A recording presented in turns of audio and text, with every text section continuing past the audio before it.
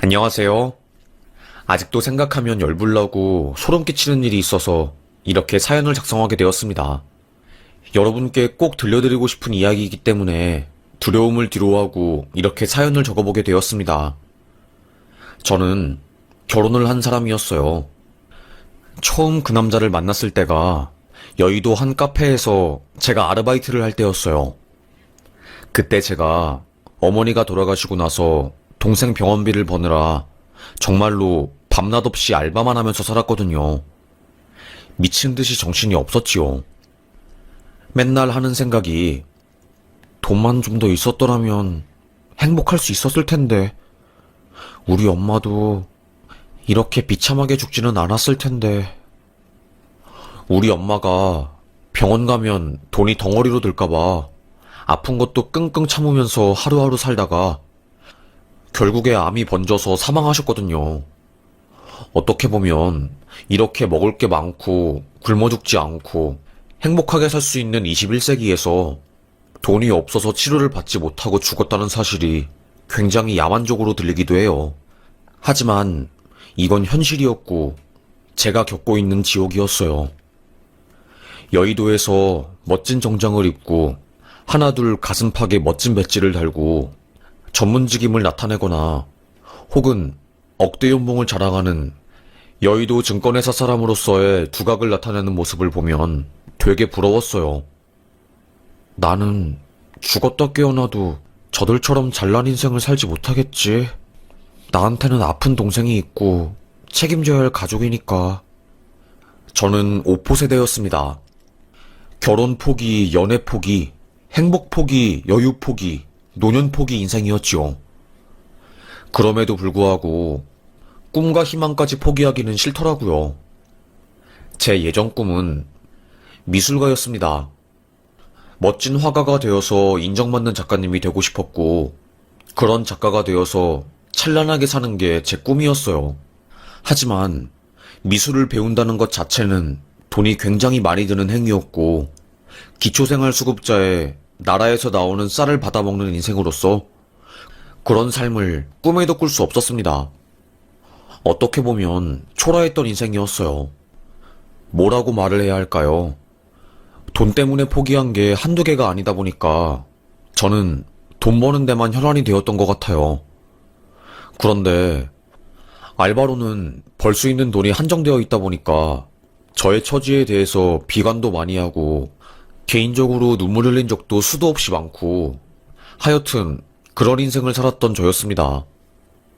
그러다가 여느 때와 다름없이 현실에 주저해서 슬프고 절망스러운 하루하루를 살아가고 있었던 저에게 꿈만 같은 일이 생기게 되었어요. 바로 여의도에서 일하는 한 남자가 저에게 쪽지를 남긴 겁니다. 새벽부터 나와서 카페 창문 닫고 너무나도 자기에게 주어진 일을 열심히 하는 당신의 모습에서 나의 어린 시절이 생각이 났어요. 항상 힘내세요. 점심시간 지나면 너무 힘들어서 얼굴에 그늘이 져 보이던데 그 모습 보면 괜히 제가 속상하더라고요. 여기 여의도에 있는 많은 사람들이 그쪽 응원하고 있어요. 라고 적혀있는 쪽지였어요. 그리고 저에게 카라멜 마끼아또를 건네며 그 쪽지를 준 남자는 행복해야 해요. 라는 말을 남기고 나갔지요. 누가 저에게 행복하라고 말한 적은 한 번도 없었습니다. 항상 저에게는 수진아, 너는 이걸 해야 해. 너는 저거를 하면 안 돼. 이런 말들이 맴돌았거든요. 돈이 없으니까 하면 안 되는 것들이 질비했습니다. 아니, 더 정확히 말하면 쳐다도 보면 안 되는 것들이었지요. 먹지도 못할 떡은 쳐다도 보지 말라는 말이 저에게 해당되었어요. 하여튼 그런 인생을 살던 저에게 누군가의 한마디, 행복하라는 한마디가 얼마나 가슴 뜨겁게 다가오던지요. 그 이후로도 그 여의도 남자와 저는 자주 말을 주고받으면서 이야기를 나누었습니다. 그때 카라멜 마끼아또랑 같이 저에게 쪽지 주신 거 너무 감사해요. 그 내용 읽고 정말 감동했거든요. 너무 감사해요. 누가 저한테 그런 말을 해준 사람은 한 명도 없었거든요. 아니에요.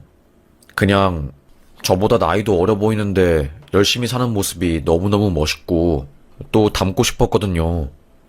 저는 일을 너무 열심히 하느라 어릴 때의 그 순수함이 사라진 지 오래인데 그쪽을 보면 제가 어렸을 때 순수했던 그때가 떠올라서 참 좋아요. 저는 웃음을 지어 보였습니다. 참 착한 사람이구나. 좋은 사람이구나. 그때 생각을 했던 것 같아요. 아무래도 둘만의 이야기를 많이 하고 각자 어릴 때 힘들었던 거를 이야기하다 보니까 공통점도 많아지고 뭐라고 해야 할까요? 감정적으로 통하기도 하고 자꾸 마음이 그 남자에게 가더라고요. 이걸 어떻게 하지 하면서 발을 동동 구르고 있을 때 그 남자가 먼저 저에게 혹시 남자친구 없으면 저 알아가 보시는 거 어떻게 생각하세요? 저는 그쪽한테 마음이 가는데 그쪽은 저 어떻게 생각하세요? 라고 하더라고요. 순간 동공이 흔들렸어요. 속으로 저는 아니 나는 보잘것없는 여자이고 이렇게 대단한 여의도 회사에 다니는 남자를 만나도 되는 걸까? 어떻게 하지? 조금 혼란스러웠지만 그때 무슨 용기가 난 것인지 그 남자의 제안을 받아들였어요. 저도 사실 마음이 갔어요. 언제 그쪽이 카페에 오나 오매불망 기다리기도 했고요. 그렇게 저희는 전화번호를 주고받았고 조심스럽게 연애를 시작했어요. 그 남자는 존경할 만한 남자였습니다. 알고 보니 회사원이 아니라 거기서 스타트업을 운영하고 있는 사람이었어요. 저는 연세대 경영학과를 나와서 고시를 준비하다가 잘 안 된 케이스예요. 그래서 몇 년 방황을 하다가 30에 회사 차리고 정신 차린 뒤에 지금 이렇게 살고 있네요. 정말로 대단하세요. 연세대 경영학과라고요? 공부 엄청 잘해야지 갈 수 있는 곳 아니에요? 그리고 회사도 차리는 거 되게 힘들다고 들었는데 여의도에 회사를 차리시다니 엄청 멋있으시네요. 제가 이렇게 말하자 그 남자는 씩 웃었습니다. 아니에요. 별거 아니에요. 제 동기들은 저보다 훨씬 더 잘 나가고 뛰어난 사람 많아요. 멋쩍게 웃는 그 사람의 얼굴을 보니 괜히 귀여워 보이더라고요. 저도 모르게 피식피식 웃었습니다. 그 남자는 왜 웃어요, 부끄럽게. 그 모습조차 사랑스러워 보이더라고요. 저도 모르게 스며들었습니다. 가랑비에 옷 젖듯이 그 남자의 솔직담백한 모습에 저도 벽을 허물고 그 남자에게 마음을 건넨 거였어요. 이렇게 보잘것없는 나를 있는 그 모습 그대로 사랑을 해주고 또 그 남자는 잘난 사람이었으니까 더더욱 감사하고 고마웠지요. 아마도 제가 생각하기에는 제 자존감이 좀 낮았던 것 같아요. 뭐 그래도 행복하니 좋았지요. 6개월 조금 넘었을 때 그 남자가 저에게 결혼 이야기를 하는 겁니다. 그 남자와 저는 나이 차이가 좀 있었거든요. 6살 차이였습니다. 수진아, 우리 결혼 언제 할까? 결혼? 갑자기? 이제 나는 나이도 있고 수진이 너랑 결혼해서 심적으로 안정을 찾고 싶어. 내 친구들 주변에 하나둘씩 결혼하는데 나는 아직 결혼도 못하고 있고 그래서 조금 고민이 되더라고. 빨리 결혼해서 자리 잡고 싶고 수진이 너를 놓치고 싶지 않으니까 자꾸 결혼 생각이 나네. 그 남자는 결혼 정년기에 있었고 저는 아직 20대라서 결혼이라는 말이 조금 멀게 느껴졌어요. 약간은 혼란스러웠지만 이 남자를 놓치고 싶지 않았습니다. 머리로는 안 된다는 것을 알고 있었지만 몸은 이미 끌리고 있었어요. 아니야, 아직 나는 결혼하면 안 되는데. 너무 이른데. 첫 남자친구이고 남자 보는 눈도 낮은데. 이렇게 생각하는 저의 마음과 그래, 어떻게 내가 스펙도 없는데 이렇게 잘난 명문대에다가 돈도 잘 버는 남자를 만나겠어. 꽉 붙잡아야지. 괜히 재다가 좋은 남자 놓칠 수도 있다고. 이러면 안 된다고. 두 가지 생각이 충돌했지만 저는 결국 결혼을 하는 쪽으로 마음이 기울어졌어요. 그래, 내가 어디서 오빠 같은 사람을 만나겠어. 카페 일하는 나를 있는 그대로 사랑해주고 나라는 사람을 그 자체로 인정을 해주는데 안 그래? 고마워. 오빠도 너 놓치고 싶지 않았어. 내 인생에 수진이 네가 들어온 게 참 기쁘고 불안정했던 나의 삶이 완전해지는 것 같아. 그렇게 오빠와 저는 결혼을 기약하게 되었습니다. 사실 어머니가 돌아가시고 아픈 동생 그리고 오빠 이렇게가 끝이었어요.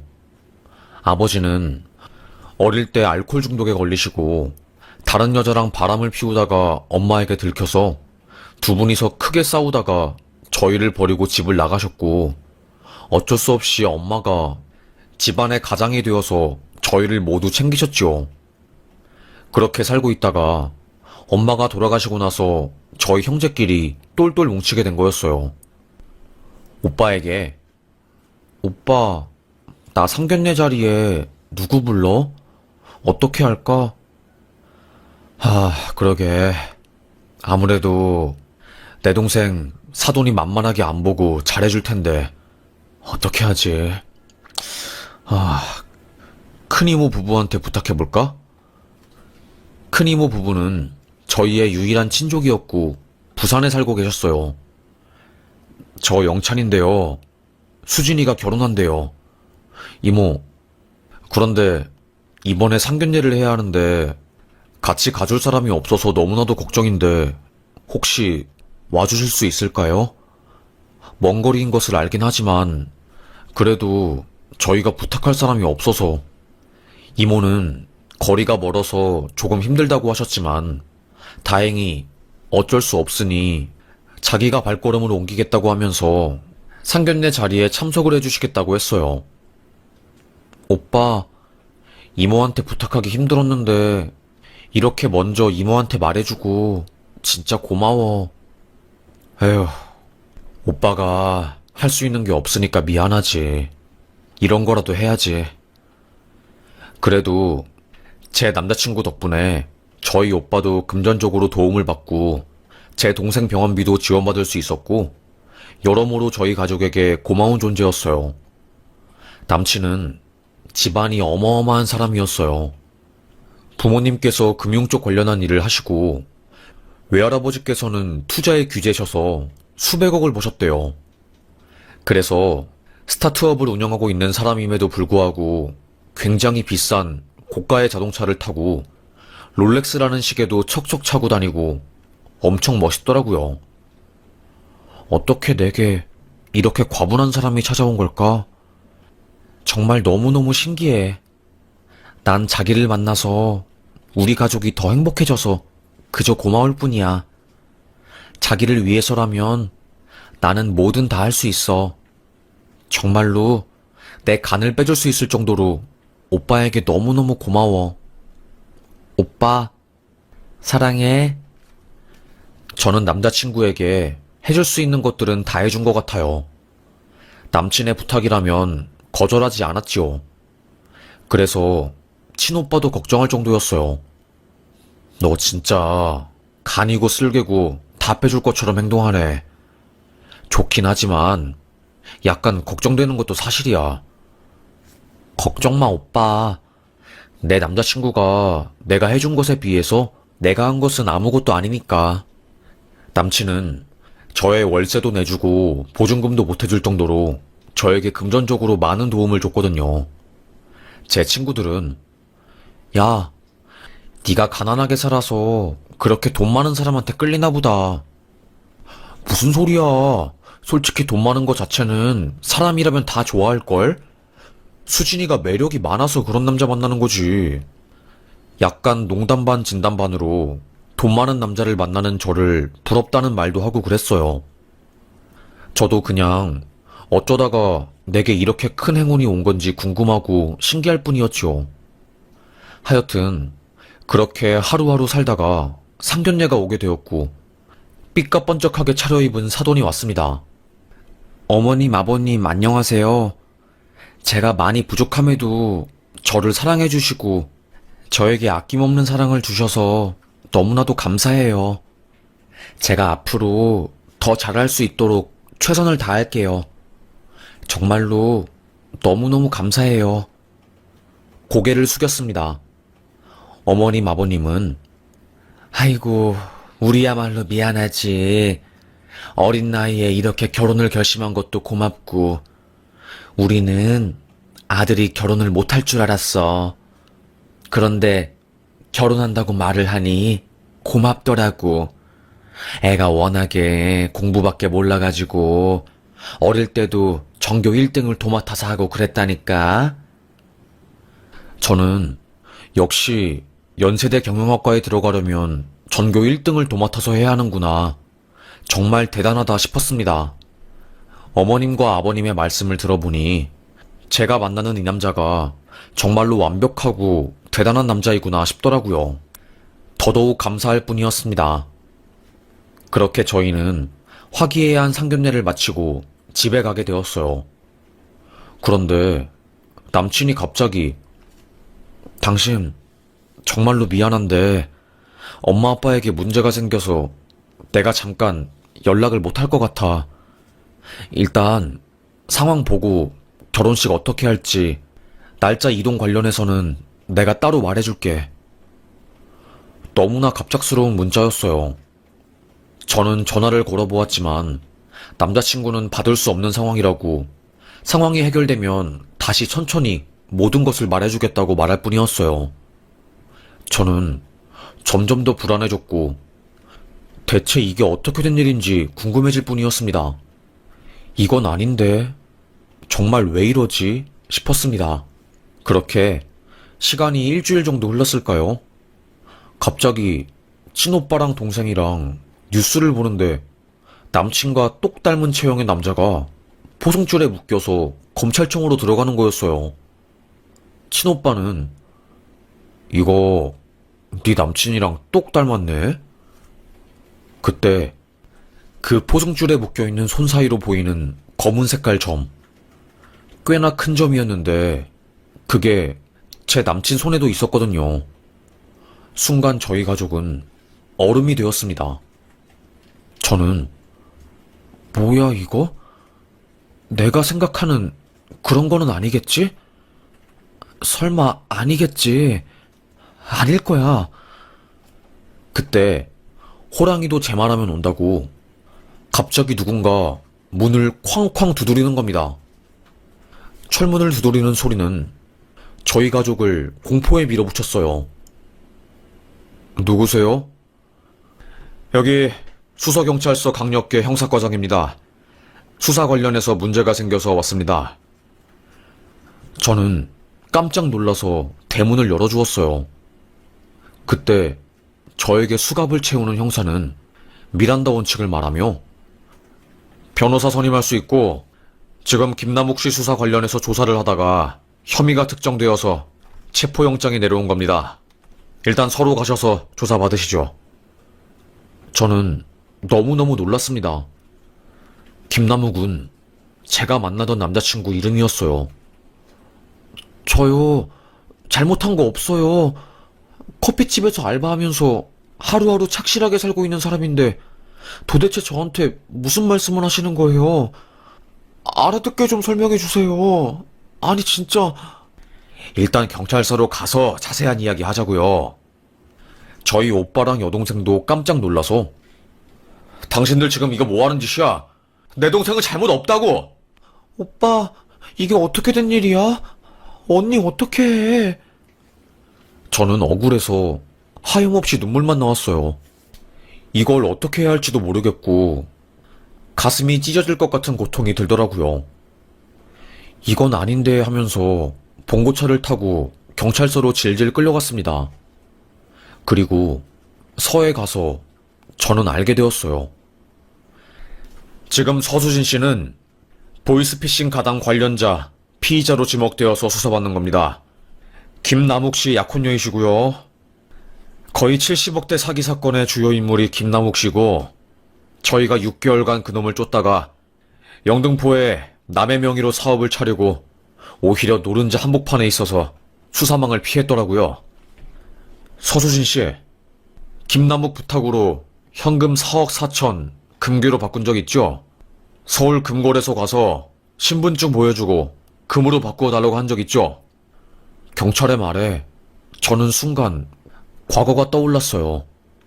남자친구는 자기야, 나 너무 바빠서 그런데 이거 돈 금으로 바꾸어서 가지고 올 수 있을까? 저에게 검은 색깔 가방을 건넸어요. 그 가방을 열어본 저는 5만원짜리 돈다발이 덩어리로 들어있는 것을 보고 너무너무 놀라서 아니 자기야, 이 돈 뭐야? 왜 금괴로 바꾸는데? 아, 이거 사업자금인데 해외로 나갈 때 아무래도 금괴로 바꾸어서 가지고 가면 휴대도 편하고 좋거든. 그리고 알잖아. 요즘 금값이 엄청나게 오르고 있는 거. 그래서 그런 거지. 내가 이거 들고 거기까지 지금 너무 바빠서 갈 시간이 없어서 그래. 금값이라는 게 매일 유동적으로 바뀌니까. 그래서 이거 수진이 너한테 부탁하는 거야. 남자친구의 부탁이었으니까 저는 당연히 사업자금인 줄 알고 아무런 의심도 하지 않고 그 돈다발을 가지고 서울 금거래소에 가서 금으로 바꾸었어요. 직원이 어떤 이유로 바꾸냐고 했을 때도 해외에 가지고 갈 거고 사업자금이라고 하니까 아무런 의심을 하지 않고 금괴로 바꿔주었거든요. 와, 진짜 너무나 소름 끼쳤습니다. 알고 보니 그 돈은 남친의 사업자금이 아니라 피땀 흘려서 번 돈을 보이스피싱으로 갈취한 범죄 자금이었어요. 아무것도 모르는 카페 알바생인 저는 세상 물정을 모르니까 그놈의 말을 그저 따를 수밖에 없었지요. 그리고 그놈이 저에게 금전적으로 도움 준 적도 있고 저에게 사랑한다고 하면서 신뢰를 줬으니까 당연히 믿을 수밖에 없었어요. 제 모든 삶의 중심은 남자친구였고 남자친구가 저를 구원해주는 유일한 사람이라 생각할 정도로 저는 그 사람에게 제 모든 것을 바칠 계획이었으니까요. 그런데 하루아침에 이런 사건에 연루된 저는 너무나도 혼란스러웠습니다. 형사님, 저는 몰랐어요.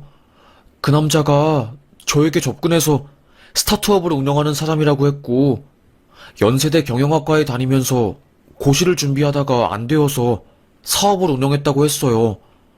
그리고 며칠 전에 상견례까지 진행했고요. 제가 그 남자가 보이스피싱 범죄자였다는 것을 알았으면 왜 저희 오빠랑 동생한테 그 사람을 소개시켜줬겠어요. 그리고 저 반지하에 살아요. 돈이 고팠으면 진작에 그 남자에게 돈 뜯어서 좋은 아파트에서 살겠지요. 말도 안 돼요. 저는 정말로 제가 한 짓이 범죄에 가담될 거라고는 생각도 안 했어요. 너무 억울해서 눈물밖에 안 나오더라고요. 어떻게 내게 이런 일이 벌어진 것인지 너무나도 끔찍했지요. 그때 옆에 온 강력계 경찰반장이 이놈 이거 완전 거짓말쟁인데요? 방금 연세대에 확인해보니까 그 과에 그 학번인 사람 없다고 하더라고요. 알고 보니까 명문대 4층에서 사람들에게 신뢰감을 주고 뒤통수 때리는 수법이었나봐요. 아무것도 모르는 어르신들은 명문대 다닌다고 하면 그저 다 믿으니까요. 아이고, 참 악질 중에 악질이네. 아주 간도 크게 여의도에 사무실도 차리고 서울 한복판에서 보이스피싱 짓거리하면 안 걸릴 줄 알았나? 진짜 소름 돋네. 저는 너무나도 큰 배신감에 치를 떨었습니다. 증거로 그 남자가 저에게 보낸 문자, 쪽지 이런 것들을 전부 제출했어요. 그 남자가 보이스피싱 일당인 것을 몰랐다는 것을 증명하는 정황 증거였죠. 형사는 에휴, 대한민국이 썩어가지고 그놈 지금 구속되긴 했지만 아마 형량은 4년도 안 나올 거예요. 사기죄 관련해서 형량이 너무너무 적어가지고. 에휴, 어쩌면 좋나 정말로. 어쨌든 저희가 볼 때는 일단 구속영장 발부는 안 할 거고, 조사 성실히 임했으니까 집으로 가시고 나중에 추가 조사할 때 다시 오시면 될 것 같습니다. 저는 심장이 쿵 떨어질 것 같았어요. 오빠도 당황해서 어떻게 이런 일이 벌어질 수 있냐고 진짜 말도 안 된다고 하면서 혀를 끌끌 찰 정도였어요. 집에 간 저는 뉴스에 나온 그 장면을 다시 돌려보게 되었어요. 아나운서는 베트남에서 활동하던 일당 2명이 한국으로 들어와 영등포에 사무실을 차리고 사기당한 노인들의 돈을 수거하다 경찰에 적발되었습니다. 총 피해 금액은 어림잡아 70억 정도로 예상되고 베트남에 있는 본원지까지 수사를 하면 그 피해액은 상상을 초월할 것으로 예상됩니다. 이들의 범죄는 주로 노인들에게 가해졌고 냉장고에 돈을 넣어두고 범죄 조직이 가지고 가는 형태로 진행되었습니다. 아나운서의 말에 심장이 쿵 내려앉더라고요. 오빠가 알아보니까 상견례에 나온 부모님도 전부 거짓말이었어요. 와, 진짜 말이 안 나오더군요. 아무리 생각해도 이건 아니었고 저는 치가 떨렸습니다. 이름 빼고 모든 게 거짓말이더라고요. 그리고 처음에는 저와 7살 차이가 난다고 말했는데 알고 보니까 14살이나 차이가 심하게 났습니다. 그리고 고시 준비했다고 하는데 알고 보니까 9급 공무원을 6년이나 준비하다가 생활비도 떨어지고 부모님한테 자꾸 떨어진 것을 말하는 게 창피하니까 아예 공무원 준비를 포기하고 사기 사건에 가담을 한 거였어요. 나중에 수사관이 말하길 그쪽에서는 만만한 상대가 필요한 거였어요. 아마도 결혼해서 수진 씨를 돈 수거책으로 쓸 모양이었고 자신이 직접적으로 범죄에 가담하는 것보다 주변인을 이용해서 교묘하게 범죄를 저지를 생각을 한 거였죠. 카페에서 일하는 수진 씨가 표적이 된 거고 금전적으로 힘들고 사회 초년생이다 보니까 순수하고 의심하지 않을 거라고 생각해서 이런 짓을 저지른 거죠. 저는 그제서야 모든 게 이해가 되었어요. 어쩐지 그렇게 명문대 나오고 잘 나가는 남자, 여의도에서 스타트업을 운영하면서 외제차를 끄는 남자가 제가 너무 좋다고 따라다닐 이유가 하나도 없었는데 바보 같았던 저는 순수한 사랑을 믿은 거였고 결국 그거에 크게 혼쭐이 나서 경찰 수사까지 받게 되었어요. 충격이 너무나도 컸습니다. 저는 남친에게 그 사기꾼에게 말했어요. 접견이 가능하더라고요. 야, 이 사기꾼아. 너 미쳤구나. 정말로 미쳤어. 어디까지 진실이고 사기인 거니? 인생 그렇게 사니까 행복하니? 제발 그따구로 남의 눈에 피눈물 흘리게 하면서 살지 마. 그런 식으로 돈 벌면 행복해? 모두를 속이니까 좋냐고. 네 부모님 식당에서 힘들게 김밥 말면서 살더라. 너 어쩌면 좋니? 너 인생 망했어. 이제 너 감옥에서 썩을 거니까 거기서 고통스럽게 하루하루 살았으면 좋겠다. 그러니까 얼굴 들고 뻔뻔하게 살지 마. 역겹고 소름 끼치니까. 알겠어? 진짜 별일을 다 보네. 너 같은 애를 만난 내가 미쳤지 미쳤어. 앞으로 절대로 내 눈앞에 띄지 마. 이렇게 저는 연락을 보내고 그놈과 연을 끊어버렸습니다. 저는 다행히 의도적으로 한 행위가 아니었기 때문에 혐의 자체는 인정이 되지만 고의성은 없었기 때문에 집행유예를 선고받았네요. 에휴, 저는 한동안 충격으로 집에서 나오지도 못하고 카페 일도 못한 채로 살았습니다. 그나마 동생과 오빠가 저를 챙겨주고 부산에서 소식을 들은 상견례장에 같이 와주신 부산 이모가 저희 집까지 와서 저를 챙겨준 덕에 제가 힘을 내서 다시 살아갈 수 있게 되었어요. 아직도 그날만 생각하면 트라우마가 올라와서 소름이 끼쳐요. 여의도에는 그놈의 이야기가 파다했대요. 카페 사장님은 와, 소름 끼친다. 그 사람 말하는 거지? 너한테 쪽지 준 그 남자. 그 남자가 유명한 투자자로 주변에 자기를 소개해서 사람들이 다 속았대. 그래서 여의도 증권맨들이 그 사람한테 돈 몇 억씩 투자했다네. 그렇게 똑똑한 놈들도 그런 사기꾼한테 속으니까 너무 속상해하지 마. 작정하고 사람 속이려고 하면 어떻게 당해내겠어. 수진 씨가 바보라서 당한 게 아니라 그놈이 쓰레기라서 수진 씨가 그저 운이 없었을 뿐이야. 카페 사장님의 말에 많은 위로를 받았네요. 나중에 경찰 조사를 하면서 알아보니까 이런 식으로 자신의 정체를 숨기고 주변 사람들을 속이고 심지어는 부모님한테까지 속이는 사람들이 많다고 하네요. 사기꾼들은 자신들이 거짓말을 치는 것을 인지하지 못할 정도로 태연하게 남들을 속이면서 산다고 합니다. 저도 나름대로 산전수전 다 겪고 알 만큼 알고 영악한 사람이라고 생각을 했는데 작정한 사람 앞에서 당해낼 수가 없네요. 이번에 수사를 받으면서 알게 된 사실은 정말로 대한민국에서 가해자는 유리하고 피해자는 불리한 거였습니다. 그놈에게 돈을 사기당한 사람 중에는 결혼자금을 사기당한 사람도 있었고 말기암 치료비를 모으기 위해서 적금을 들었다가 아들이 위독하다는 말을 듣고 송금을 했다가 돈을 뺏긴 사람들도 있었고 정말 별의별 일이 다 있더라고요. 에휴, 너무나도 소름이 끼친 저는 할 말이 없었습니다.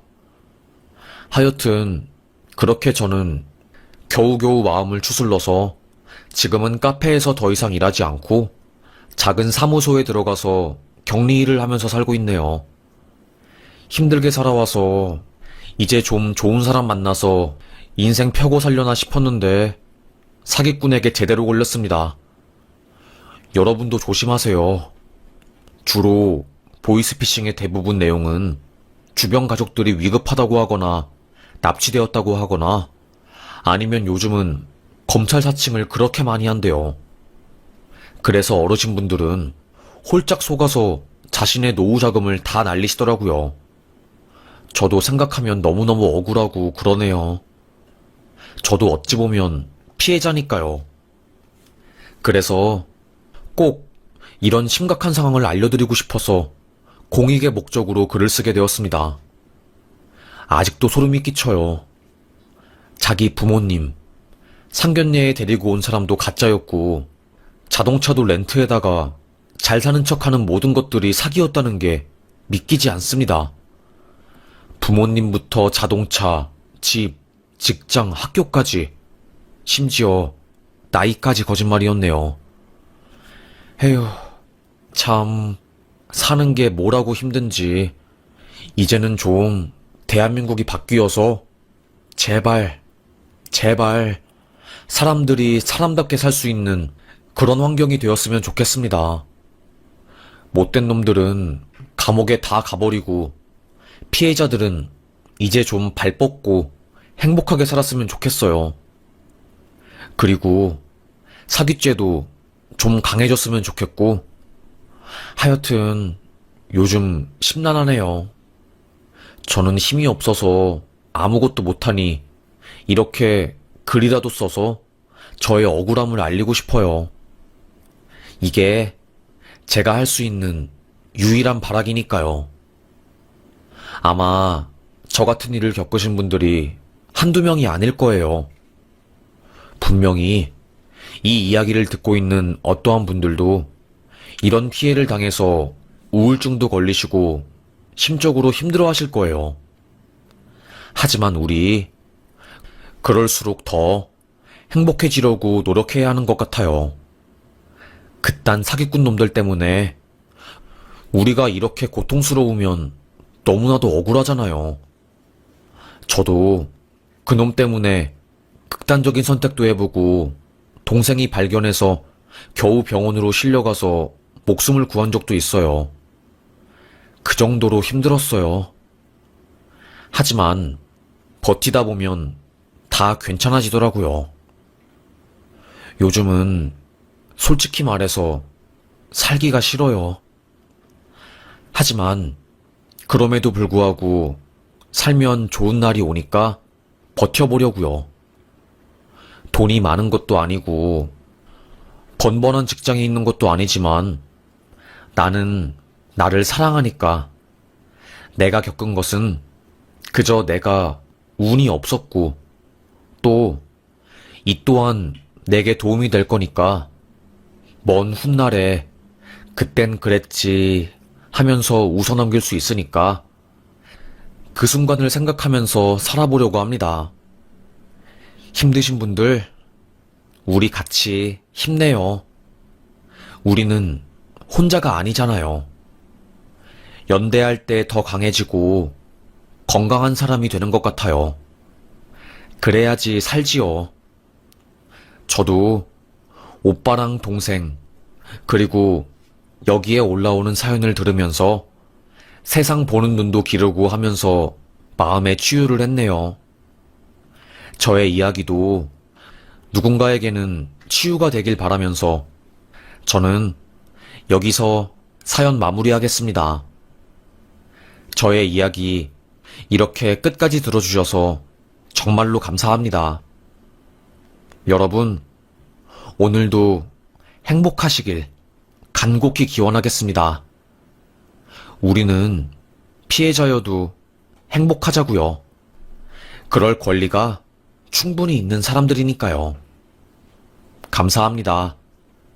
가해자는 감옥으로, 피해자는 일상으로 돌아가는 것이 당연한 사회가 될 때까지 저는 목 놓아서 외치겠습니다.